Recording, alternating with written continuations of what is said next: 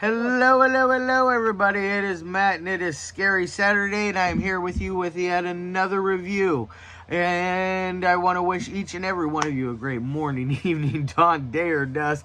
All that lovely stuff, because life really is too short as is. Please do like, share, and subscribe. I love seeing each and every one of you when I am here. I know I'm here a lot lately, but I have so much to review for each and every one of you guys, and I have just been getting so many amazing films in from all these different directors and filmmakers from all around the world, and it has been a lovely ride so far, and I still got stuff coming, and it is amazing. Also, check out the information in the description box. I give you a little bit bigger bite, not a smaller bite, a little bit bigger of a bite. I give you your brief synopsis, your starring cast, your director, your runtime of the cut I am watching, along with an MPAA rating, if there is one that exists, which most of the time, let's face it, there isn't going to be one there, because most of the movies I review don't have one. Most independent and underground films don't submit their stuff to the MPAA, which I am glad they don't, because let's face it, the MPAA sucks. Yes, censorship sucks. That's it. But, also, I put some trivia in there if I find anything worthwhile of mentioning. A link for a trailer or a scene from the movie itself. And also, if it's a super independent underground movie, I also try to put a link for where you can buy it, which I got you a link for this one. It's available from SRS Cinema. It is none other than Jason Impey's Visions of Filth. This is not the entire collection of Visions of Filth. This is the film Visions of Filth that is on that, and it stars none other than the great what is his name? His name is I know it is Martin Payne. Yes, I know Martin Payne. Yes, I have seen him in 2 films thus far. It was both this and Deep Web XXX, which, by the way, Deep Web XXX I reviewed a couple years ago. I wasn't really the most keen on that title, or not that title, but on that film itself. It wasn't because of Martin, that's for sure, because he didn't really get, in my opinion, a chance to act in his segment in that. But in this one, Visions of Filth, he is a champion in it. He really does an amazing job, top-notch job. You know, Martin, I can't say enough. I know I stumbled there for a moment trying to remember your name, and I don't know why, because I was extremely impressed with your ability in this. You really showed some range. And Jason, this is my first film into your filmography, and I was also extremely impressed. I see that you're going to film school now. I think that's really interesting. You know, you got several films already under your belt, and you decided to go to film school. So, you know, kudos to you for wanting to hone your craft a little more and improve upon it. You know, because we all can always improve upon everything that we do every day for our own careers or crafts or everything we do in life. Yeah, I was very impressed with this. This is a fun little flick. It is nasty. It will leave you gagging in a few places, especially towards the ending. There is a couple of scenes in particular that I was just kind of like, oh, that's gross. It involved Martin basically having a number 2, a diarrhea, and both times they were both very brutal. The first one wasn't as bad, but the second one, it was just like, holy shit, this is disgusting. Because he was heading on his way. He was pleasuring himself, and he was on his way into the bathroom to go relieve himself, because the urge to have to go diarrhea came in the middle of the act, and so he he ended up falling into the bathtub in the process, and so he ended up going into the bathtub, and it was just really gnarly and gross. But anyways, let's get on to what the actual movie itself is about. Martin Payne's character is a killer. Martin Payne is a very depraved killer. He is a very sick individual who likes to record what he does to these people. He is essentially, what is going on is he is dying.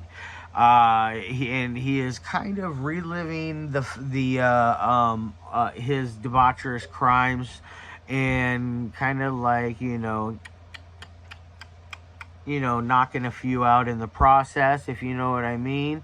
And I'm not talking about victims. I'm talking about knocking out a few of his small children's in the process. If you get where I'm drifting on that one, but he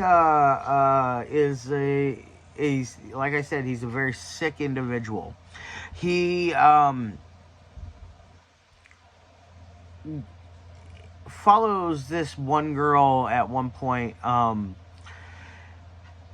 and he waits till she's asleep, and he goes after her in her, like, he's squeezing one out while she's sleeping, comes up, covers her mouth and nose, and basically just beats the hell out of her. And then he eventually, rapes her and just does all these horrible things to her, and eventually kills her, and like just torments the hell out of her in the process. And it's just really just kind of a sad, heartbreaking, ugly ordeal, because it's so brutal. It's not like on the level of irreversible brutal, but it is very brutal. It is one of those where like, you feel like you almost need a shower afterwards, because it is very rough. All of the rape in this is rough. There's, a scene where he even, like, shoves a butcher knife up a man's keister and decides he's going to kill him that way, after he kills another person right next to him by slicing his throat. He sneaks up. Basically what happens, he sneaks up on them and bashes them over the head with a hammer. Like, so he has, like, different things that he does to get to his victims. And all the while this is going on, he's like having these visions of this girl that I brought up before, the one that he was masturbating and killed and raped, beat her very badly. He's having visions of this girl, and all the while this vision is going on, she is doing this very seductive dance, and this very delicate, gentle, beautiful music is playing over the background. I'm a huge fan of music sound scores, and I thought that was a very cool, very just lovely piece to add to this, and it really moved me in the right direction, for as far as carrying my attitude in the right way, that my mood, it shifted it in the right direction, I felt. So I think that Jason selected the right music for those scenes, really well. I think he did a great job with that, because those scenes are very key when he's having those flashbacks, especially of her, because she's a very key character because she comes back a couple of times throughout the film, and this one, it only runs at an hour and 3 minutes, excuse me, 5 minutes, an hour and 3 minutes. So it's not it's what you would call a short feature. It's not a very long one. I watched it twice today because the first time I got distracted a little bit, but I went through and rewatched it again the second time, and I was really just floored the second time. I liked it much more. I felt like it really created much more of an impact in the long run. Especially a lot of the gore. Because there is some really gnarly gore scenes in this. Because the name Visions of Filth really does live up to its title, because there is some filth and disgust and sleaze in this. It is something that I like I said earlier, it kind of makes you feel like you need to take a shower afterwards, especially after a couple of key scenes.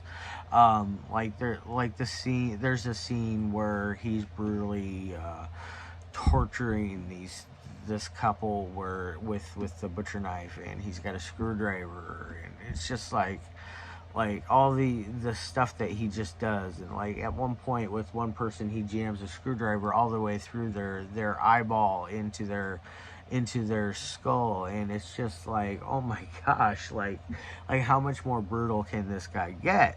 This guy is a very, very, as I keep bringing up, a very sick individual. Very cool. All right, now as far as technical abilities on this, I think Jason does a very good job with this. I don't know exactly, this was made back in, I think it said 2021 was when this was made, so 2 years ago. So I'm not really 100% how old you are, Jason, but you definitely show a lot of spark of talent in this one alone, out of the one film of yours that I have seen so far. I do want to get that Visions of Filth collection eventually. It is a little steep at $80. I know it is like half the price of what it used to be. It used to be like 140 or 160 bucks, something like that. It used to be just crazy, ridiculously high. Like I love SRS, but their stuff can be a little pricey. I mean, they do have affordable product. I'm not gonna lie, they do have that, but they also have some very pricey stuff.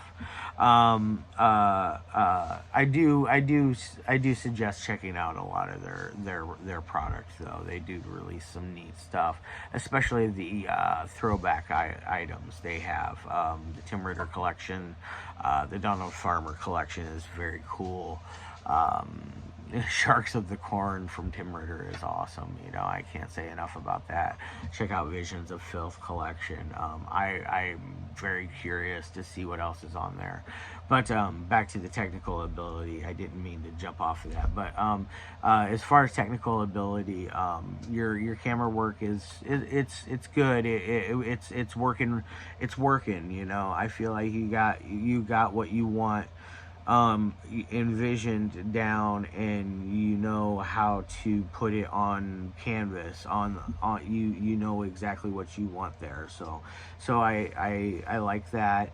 The editing seemed okay. I didn't see anything that felt out of place. There was no weird jump cuts. Nothing felt scattered or out of place.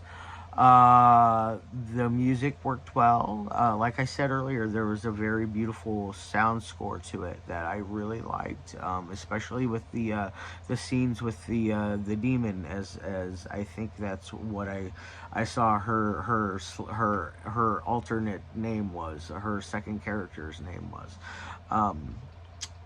and the acting was superb, especially from Martin. I feel like Martin deserves a lot of credit for this, because he really carried a lot of this. He deserves a pat on the back. You know, definitely. I'm gonna say it again, dude. You championed this, and very very good job, top notch job, man. Um, what else do we got going? The gore I said was good. The plot development moves together rather well. I love the ending. The ending is definitely something I kind of saw part of it coming, but I didn't see the the final drop of the hat. I didn't see the second part of it coming. Like I didn't see it clicking completely together, you know, like that. Like it was a two-part puzzle that I didn't know. I wasn't like picking up on, but once it did, I was really just floored. I was like, wow, that's cool, you know, great job. Now, as far as any kind of ratings on a 1 through 5 scale goes, I'm going to give this thing, this is going to get a good one. I'm giving this one a solid 4 out of 5. I really liked this. This is definitely one for my gore connoisseurs out there, my horror hounds that really like the sleazy stuff. Not for my mainstreamers, not for you guys at all. You know, you guys will be upset with this. This is not, I'm not going to say levels of like Serbian film or Lucifer Valentine stuff. It is definitely, I would say, I would put on levels of like Sleaze Box, which is one of my favorites, or Jan Chaos's films are kind of similar in style, but different, you know, if that makes sense, you know, whatever. Anyways, stuff that pushes the boundaries is basically where I'm going with that. Stuff that really likes to be very cool and edgy and hip and makes you think. So yeah. All right, guys. I love your faces. Remember, 4 out of 5. Check out Visions of Filth from Jason Impey. It's for sale over at srscinema.com. I will be getting the hell out of here. I will be back with you tomorrow. Tomorrow, I believe I'm either going to be doing a documentary, or I am going to be doing a White Gardenia film. So I don't know. It's one or the other. I'm torn. So if you guys have any input, let me know. All right. Peace.